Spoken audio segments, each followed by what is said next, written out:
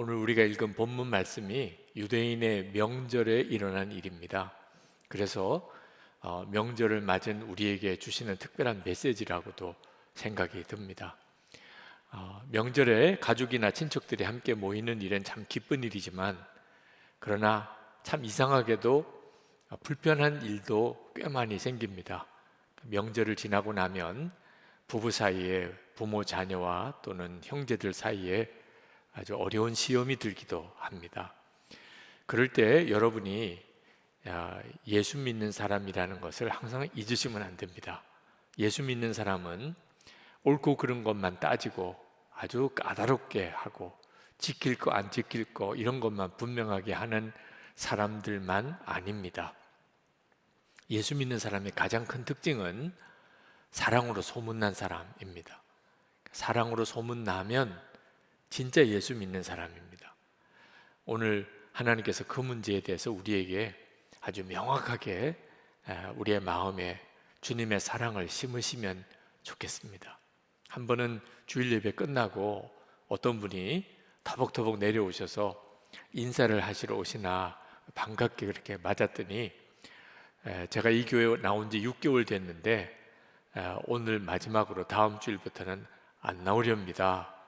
아주 깜짝 놀란 이야기를 하셨어요. 그래서 왜 그러시냐, 왜 그렇게 마음에 화가 나셨냐 그랬더니, 자기가 오늘 여기 와서 예배를 드리는데 옆자리에 앉은 교인이 어린 아이를 데리고 예배를 드리는데 그 아이가 계속 떠든다는 거죠. 그래서 뒤에 잠옷실도 있던데 잠옷실에 가시라고 몇 번 권했는데도 들은 척도 하지 않고 계속 그 아이 때문에 예배에 집중을 못했다는 거예요. 그러면서 사람들 사이에 예절도 제대로 못 지키면서 무슨 하나님께 예배를 드리느냐, 이런 사람들과는 나는 함께 신앙생활 할 수 없습니다. 그러고는 탁 돌아가시는 거예요. 얼마나 무한한지 또 미안하기도 하고, 마음에 상처가 많으신 분이구나, 그런 생각도 들었어요. 우리 안내하시는 우리 교우들과 조금 더 세밀하게 예배를 잘 섬기면 좋겠다, 그런 생각도 들면서도 또 한편으로는 예수를 믿는다는 게 기본적으로 어떤 것인가, 그런 참 안타까운 마음도 들었습니다. 예수님을 믿는 사람은 어떤 사람일까? 한마디로만 이야기하라고 그러면 그 사람들은 진짜 사랑이 많아요. 항상 무슨 일이든지 이것이 사랑인가, 가정에서나 교회에서나 또는 사회생활을 할 때나 항상 이것이 사랑인가 하는 기준으로 모든 일을 판단하고 또 결정하고 말하고 행동하는 사람이 예수 믿는 사람입니다. 오늘 말씀은 명절에 예루살렘에 가신 예수님께서 베드자다, 개역성경에는 베세다라고 되어 있죠. 베드자다 연못에 가셨던 일입니다. 이 베드자다 연못은 전설이 있었는데 아주 깊은 연못인데 한번 물이 이렇게 확 동하는 때가 있다는 거예요. 그것을 천사가 와서 물을 휘젓는다고 생각을 했고, 그때 누구든지 그 연못에 제일 먼저 들어가는 사람은 어떤 병이 있든지 고침을 받는다, 이런 전설이 있었습니다. 그러니 온갖 질병을 가진 사람이 이 베드자다 연못 주변에 몰려 살았던 곳입니다. 명절이지만 전혀 명절답지 않는 형편인 곳이 바로 이 베드자다 연못가였을 겁니다. 이 사람들은 영적으로 병이 들었어요. 몸은 병들지 않았지만 마음과 영적으로 병이 들어서, 그래서 정상적인 판단이 안 되는 겁니다. 38년 된 병자가 나아서 자기가 누워있던 자리를 들고 가는 것을 보고 화가 났다면 이건 정말 비정상적인 거죠. 이런 사람들의 특징은 자기가 그렇게 비참한 상태에 있다는 사실을 전혀 모른다는 겁니다. 마음이 병든 사람, 영적으로 병든 사람은 자기가 병들었다는 걸 몰라요. 몸이 병든 사람은 금방 압니다. 자기도 알아요. 내가 암입니다. 내가 당뇨병입니다. 내가 심장이 약합니다.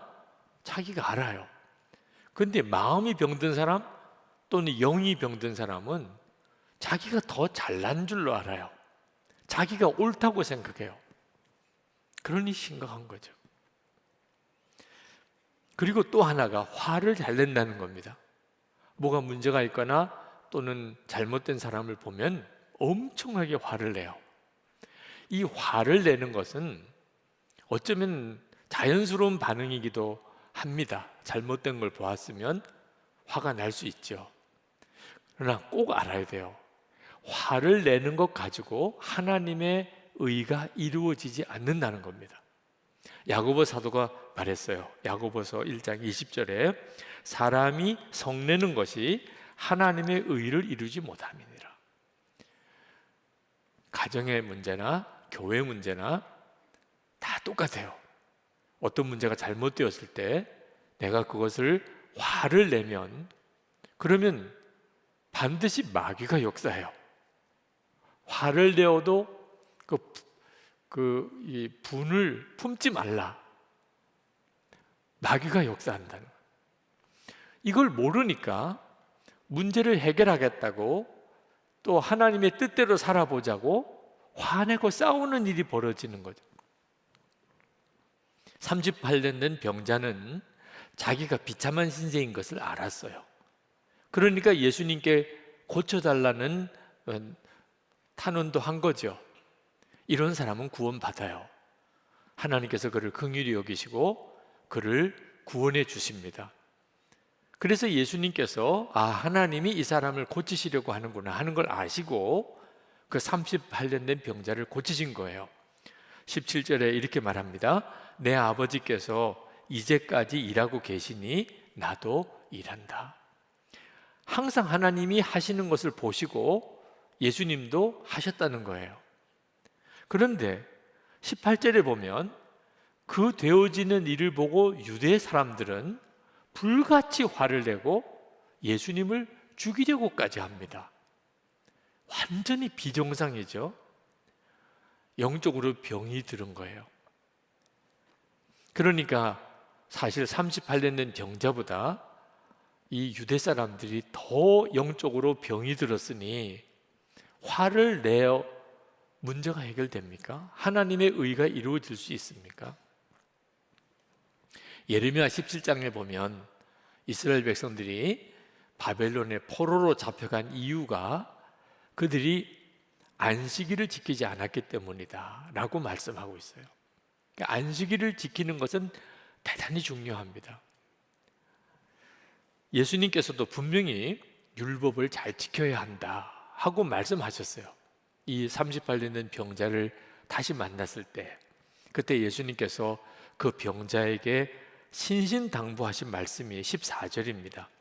보아라, 내가 말끔히 나았다. 다시는 죄를 짓지 말아라. 그리하여 더 나쁜 일이 너에게 생기지 않도록 하여라. 그러니까 이 사람이 죄를 지어서 그 병이 몹쓸 병이 들어서 고생을 한 거라는 거죠. 그러니까 이제부터는 죄 짓지 마. 만약에 죄를 지으면 더 나쁜 일이 일어날 거라는 거예요. 그러니까 예수님께서 분명히 우리가 죄 짓지 말고 하나님의 말씀대로 살아야 된다는 것을 말씀하셨어요. 죄가 죄인 것을 깨닫게 해주는 것이 율법이니까 율법은 중요한 거죠. 근데 중요한 것은 율법의 핵심이 뭐냐 하는 겁니다. 예수님께서 율법의 핵심에 대해서 마가복음 12장에서 이렇게 말씀합니다. 가장 큰 계명이 뭐냐? 첫 번째는 하나님을 마음을 다하고 목숨을 다하고 뜻을 다하고 힘을 다하여 사랑하는 것이고, 둘째는 이웃을 자기 몸과 같이 사랑하는 것이라. 그렇게 말씀하셨어요. 그러니까 율법의 핵심은 사랑이라는 겁니다. 하나님이 안식일을 지키라고 하는 것도 우리를 사랑해서 하신 말씀이라는 거예요. 열심히 일을 해서 살아야 하지만 일주일에 하루는 쉬라는 겁니다. 왜 법으로까지 율법으로 정하셨냐? 사실 쉬라고 해도 못 쉬는 사람이 있어요. 아내나 여인이나 또는 종이나 어린 아이들 이 시대에 쉬라고 해도 못 쉬어요. 분위기가 쉴 수 있는 분위기가 아니면 못 쉬는 거예요. 그런데 법으로 정했어요. 이건 꼼짝없이 쉬어야 돼요. 안 쉬면은 벌을 받아요. 그러면 여자도 종도 아이들도 다 쉬는 거잖아요. 그러니까 하나님이 율법으로 안식일을 정한 이유는 우리에게 진짜 쉼을 주려고 그렇게 하신 거예요. 우리를 사랑해서. 그런데 예수님께서 그 안식일에 그 병자를 이렇게 고치신 것이 싸우시려고 논쟁을 일으키시려고 하신 게 아니었어요. 그날이 안식일이었기 때문에 안식일에 그 사람을 고친 것뿐입니다.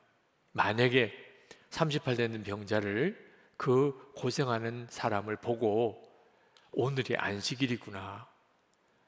아유, 미안하다. 오늘은 너를 고칠 수가 없어. 이렇게 하셨다면 예수님입니까? 이 38된 병자에게 안식은 고침을 받는 겁니다. 병에 눌려 살던 사람, 이제 병에서 노임을 받게 되는 것이 그 사람에게는 진짜 안식이잖아요. 그러니까 예수님께서 그 병자에게 안식을 주신 거예요. 안식일에. 이제 문제는 유대인들에게는 안식일이 그냥 지켜야 할 법이라는 겁니다. 그래서 그들은 어떻게 하면 안식일을 잘 지키느냐 규정을 만들었는데 무려 234가지 규정을 만들어요. 무슨 규정이냐면 어떤 게 일이고 어떤 게 일이 아니냐 하는 겁니다. 물건을 들어도 어느 정도의 무게는 일이고 어느 정도의 무게는 일이 아니냐. 길을 가도 어디까지 가면 일이고 어디까지 가는 거는 일이 아니냐. 이런 식으로 규정을 234가지나 만들어서 누가 안식일을 제대로 지키나 어기는 사람은 없나 감시하느라고 정신이 하나도 없었어요. 그래서 38년 된 병자가 자기 누워있던 자리를 들고 가는 걸 보고 안식일 어겼다고 그렇게 난리를 친 겁니다. 자기들 나름대로는 안식일을 잘 지켜보려고 한 거지만 뭘 몰랐다고요? 안식일의 핵심이 사랑이라는 걸 전혀 생각을 안 하고 있었던 거죠. 만약에 안식일의 핵심이 사랑인 것을 알았다면 그러면 전혀 문제가 안 되는 일이었던 거예요. 주님은 38년 된 병자에게 만약에 죄를 또 지으면 더 나쁜 것이 생기게 된다고 말씀하셨는데 38년 동안이나 병으로 고생하는 것보다 더 나쁜 게 뭘까요? 참 그 예를 들기도 참 어렵죠. 이게 바로 이 유대 사람들이 빠져 있는 영적인 병이에요. 마음이 병들고 영이 병들어서 진짜 기뻐해야 될 때 오히려 화가 나는, 자기가 병든 것조차를 깨닫지 못하고 더 화를 내는 이런 병이 사실 38년 된 병자보다 더 심한 나쁜 병입니다. 우리나라의 저 경상남도 하동에 가면 유명한 가마고개라고 있습니다. 이 고개 하나를 두고 양쪽에 부락이 있는데 그렇게 사이가 안 좋았어요. 유학파가 달라요. 하나는 남명파, 한쪽은 퇴계파. 서로 원수같이 서로 그렇게 적대감을 가지고 있는 그런 동네였는데 공교롭게도 두 쪽 집안에 다 혼사가 있어서 그 집의 딸들이 시집을 가려고 가마를 타고 고개를 넘어야 되는데 같은 날 같은 시간에 고개에서 만난 겁니다. 고개가 워낙 가파르기 때문에 둘이 교차를 못해요. 한쪽은 비껴서 줘야 지나가고 그 다음에 지나갈 수가 있는데 문제는 자존심입니다. 비껴주는 쪽이 자기들이 못하다는 뜻이기 때문에 어느 쪽도 물러서려고 안 하는 거예요. 가마를 내려놓고 그때부터 대치 상태에 들어가는 겁니다. 너희들이 비껴, 너가 비켜. 하루가 지나고 이틀이 지나고 가마속에 먹을 것도 요강도 다 들어요. 이제 양쪽 집안에 응원부대가 옵니다. 이건 난리가 났어요. 이제는 뭐 마을과 마을의 싸움이 됐고, 이게 학파 간의 자존심이 걸린 싸움이 된 거예요. 일주일이 지나고 안 되겠다고 싶어서 이제 막후 교섭이 이루어지는데 답이 없어요. 결국은 합의가 이루어지는데 양쪽 가마에 큰 돌이 들어갑니다. 그리고는 그 돌을 끌어안고 양쪽 집안에 시집가던 그 두 딸이 그 돌을 안고 그 절벽 아래 덕천강으로 몸을 던져요. 그리고는 아무 일도 없었던 것처럼 그렇게 마을은 각각 자기 집안으로 돌아가 버린 일. 그래서 그 고개 이름을 가마고개라고 이름을 붙인 기가 막힌 일이 있습니다. 여러분, 들으면 이해도 안 되고 상상도 안 되는 이런 일들이 율법주의적인 신앙생활을 하는 사람들을 통하여 버젓이 지금도 벌어지고 있어요. 이게 종교 간의 싸움이라고 하는 거예요. 예수님을 믿는 건 절대로 그렇게 되어져서는 안 되는 거예요. 예수님을 믿으면 영원한 생명을 소유하게 되는데 조건은 예수님을 믿으면이에요. 24절에 보면 내 말을 듣고 또 나를 보내신 분을 믿는 사람은 영원한 생명을 가지고 있고 심판을 받지 않는다. 그는 죽음에서 생명으로 옮겨갔다. 이게 구원받았다는 말을 죽음에서 생명으로 옮겨갔다, 영생을 얻었다고 표현하고 있어요. 조건은 예수님을 믿으면. 그런데 요한 사도가 요한 1서에 가서는 똑같은 구절을 믿음에서 사랑으로 바꿉니다. 요한 1서 3장 14절입니다. 우리는 형제를 사랑함으로 사망에서 옮겨 생명으로 들어간 줄을 알거니와 사랑하지 아니하는 자는 사망에 머물러 있느니라. 요한 사도가 초대교회 성도들이 예수님을 믿는다고는 하는데 사랑이 없는 사람을 본 거예요. 이건 말도 안 된다는 거예요. 예수님을 믿으면 사랑의 사람이고 사랑이 없으면 믿음도 없는 거라는 거예요. 여러분, 이 사실을 우리가 절대 잊으시면 안 됩니다. 우리가 구원받고 영생 얻은 것은 예수님을 믿고 사랑의 사람이 되었기에 영생도 얻었고 구원도 받은 겁니다. 우리가 이처럼 사랑할 수 있을까? 어떤 사람도 용서하고 사랑할 수 있을까? 그렇습니다. 주님이 우리에게 계속 말씀하고 계세요. 우리와 함께 계세요. 우리 안에서. 그래서 누구든지 참 난감한 상황에 처했을 때 주님은 여러분이 주님께 들으려고만 하면 주님은 말씀하세요. 사랑하라고. 25절에 이렇게 말씀합니다. 내가 진정으로 너에게 말한다. 죽은 사람들이 하나님의 아들의 음성을 들을 때가 오는데 지금이 바로 그때이다. 그리고 그 음성을 듣는 사람은 살 것이다. 여러분 모두에게 해당되는 말씀이에요. 여러분이 매 순간 주님 어떻게 할까요? 그럼 주님은 반드시 말씀하신다는 거예요. 그 말씀이 사랑하라. 미국에서 목회하시는 김태환 목사님이라는 분이 중국 조선족들을 상대로 선교를 가셔서 집회를 하시고 마지막 날 성찬식을 하려고 했습니다. 그 집회의 참 마지막으로는 너무 귀한 은혜의 시간이죠. 그런데 성찬식을 준비하면서 당황스러운 일이 생겼는데 그 조선족 교인들 중에 상당수가 세례를 안 받았다는 겁니다. 그냥 묻지 않고 그냥 성찬을 받으세요 했으면 뭐 그럴 수도 있는데 그 교인들이 세례 안 받았는데 성찬 받아도 되나요? 라고 이제 그 교회 담임 전도사님한테 물어보는 것을 들었어요. 그랬더니 그 전도사님이 하는 이야기가 안 됩니다. 세례 못 받은 사람은, 안 받은 사람은 뒤쪽으로 나가 서서 그냥 보기만 하세요. 세례 받은 사람만 성찬을 받습니다. 그러는 거예요. 그러니까 김태환 목사님이 굉장히 마음이 아프더래요. 세례 못 받은 사람이 얼마나 됐냐 그랬더니 반 이상이에요. 그러면 은혜는 다 받아놓고 같이 마지막 성찬식은 쫙 갈라지는 거잖아요.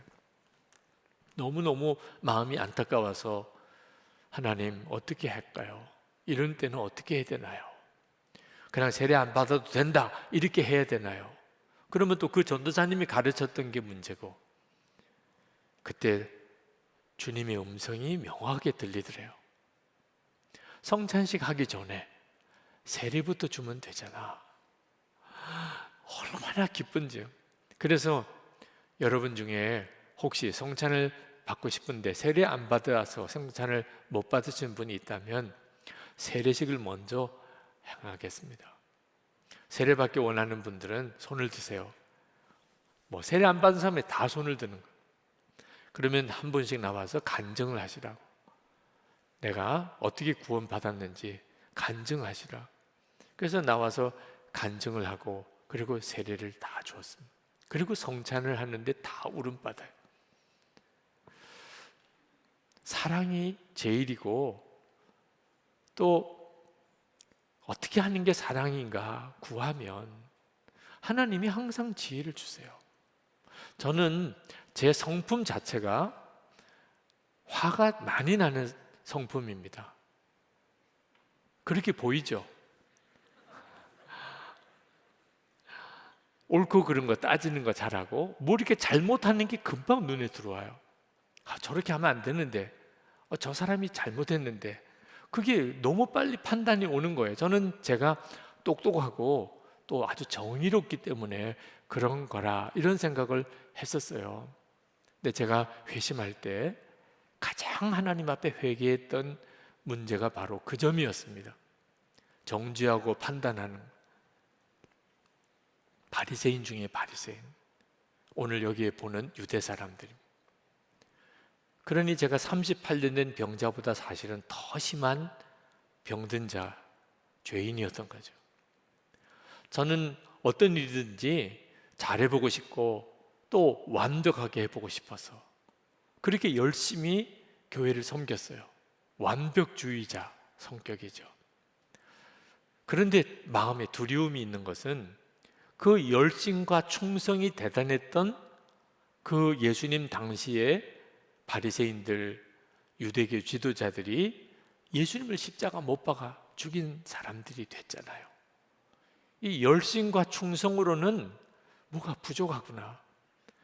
근데 어떻게 하면 하나님의 뜻이 알 수 있을까? 주님의 음성을 들을 수 있을까? 도대체 목회하다 보면 어떤 게 주님이 정말 원하는 일일지 혼란스러울 때가 한두 번이 아니에요. 정말 제 마음으로 하나님, 주님 뜻대로 하고 싶은데 어떤 게 하나님의 뜻인지 제 마음의 기준이 분명치가 않습니다. 그때 주신 응답이 있었어요. 사랑하라는 말을 들으면 그러면 나의 음성을 가장 잘 들은 것이다. 너무나 선명해지더라. 어떤 상황에서, 어떤 문제 앞에서 사랑하라 그런 말씀을 들었다면 주님의 음성을 들은 거라. 솔직히 어떤 때는 안 들은 것만 못할 만큼 마음이 힘든 때도 있었어요. 사랑하라. 아니 이런 상황에서 왜 하필이면 그 말씀을 주시나. 근데 그게 가장 정확한 주님의 말씀이라. 여러분 언제나 그러해야 되지만 언제나 이 명절을 맞아서 가족들이 모이고 친척들이 모이고 형제들이 모일 때 그때 여러분 꼭 기억해야 합니다. 이것이 사랑인가? 항상 그 기준으로 모든 것을 판단하고 그리고 결정하고 말과 행동을 해야 한다. 이렇게 하는 게 사랑인가? 그게 가장 중요한 기준이에요. 만약에 그게 안 되는 사람, 목사님 안 돼요 저는.